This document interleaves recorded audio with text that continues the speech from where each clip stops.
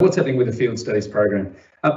Simply put, the parents of boys who are scheduled to take part in residentials 5 and 6, that is the Year 9 boys who have not gone on the field studies program so far this year, should have received an email from Mr. Allen today.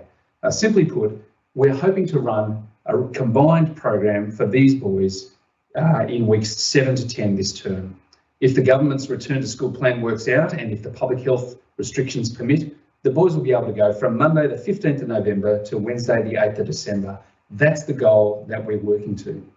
However, it is important to note that if in the event that the public health restrictions prevent us from running the program in these final weeks of term 4, we will have to write off the program for these boys as just one more of the casualties of the pandemic in 2021.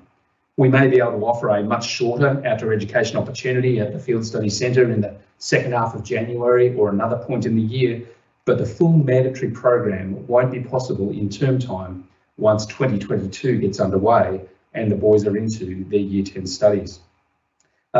Families of boys in Year 9 next year, that is the current Year 8s, will have also received an email from Mr. Allen today indicating that the boys who are due to go in term 4 2021, that is the boys who were expecting to go to the Field Study Centre next term, will now go in term 4 2022.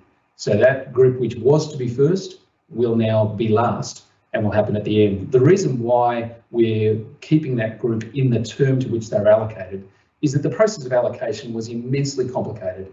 It took into account any number of things, including boys' sporting commitments, their other various co-curricular commitments, their family situation. We looked at friendship groups, we looked at academics, academic needs. There was a really complex thing, and we're very happy with where the allocations fell. And rather than throw all that up in the air all over again, we've taken the decision that we'll keep people in the terms to which they're allocated, but that the term 4 2021 group will become term 4 2022. There are a couple of additional questions that have been raised with reference to the field studies program that it might be worth touching on. The first one is, why do other schools get to do it? Some families have made the observation to me that certain other schools have been able to run residential programs in regional New South Wales this term, and they've asked why we didn't do the same. I have a general policy of not talking about other schools in our community, partly because I don't like the idea of other schools running commentary on what we do, and I assume my counterparts wouldn't like it either.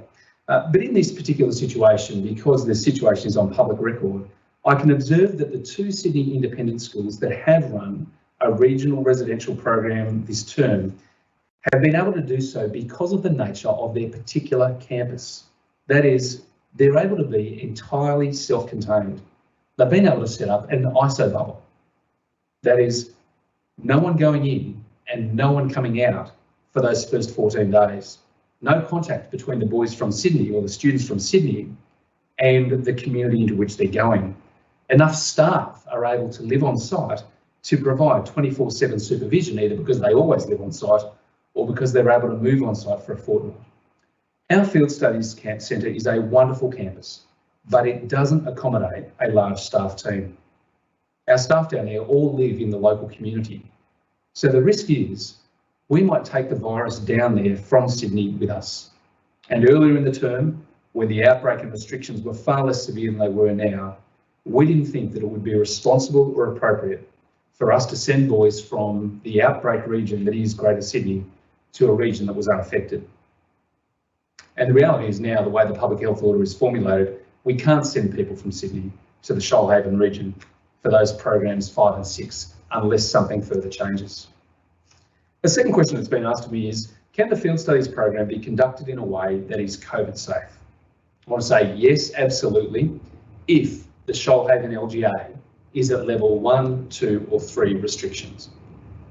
We've developed COVID protocols that adhere to the public health guidance and which follow the restrictions that are placed on boarding schools, and we're endeavouring to work with the contact at New South Wales Health to get feedback on our proposed protocols, and we're certainly hoping for an endorsement of our plans. For what it's worth, New South Wales Health don't give exemptions or permissions on these matters, but they might comment positively about the compliance of our plans with best practice guidelines. So the field studies program can be conducted in a COVID safe way if that area is at a certain lighter level of restriction than it is now, and if if we can send people down there, then we can do it. At the moment, neither one of those things is possible. A third question is, will vaccination play a part in enabling the field studies program to take place? And the answer is yes, absolutely. The government announced on Friday, although the detail is yet to be provided, that everyone who works in a school must be fully vaccinated by the middle of next term. Therefore, all of our staff at the Field Study Centre will be fully vaccinated by the middle of the term. And with the recent decision to approve vaccination for everyone 12 years and older, there is nothing to stop our current Year 9 boys seeking vaccination as soon as possible. And I imagine that that would give great confidence to parents and to the wider community, knowing that the group had been vaccinated. And I'll make the same observation for next year's Year 9 cohort. To be clear, the government has not announced mandatory vaccination of students. There has been no suggestion that students should be excluded from school based on their vaccination status, and our school does not anticipate going beyond the public health advice on this matter. But I am offering the common sense observation that vaccination is our community's best hope of returning to a semblance of school as we know and love it. And I encourage all families to listen to the recommendations of public health experts in this matter.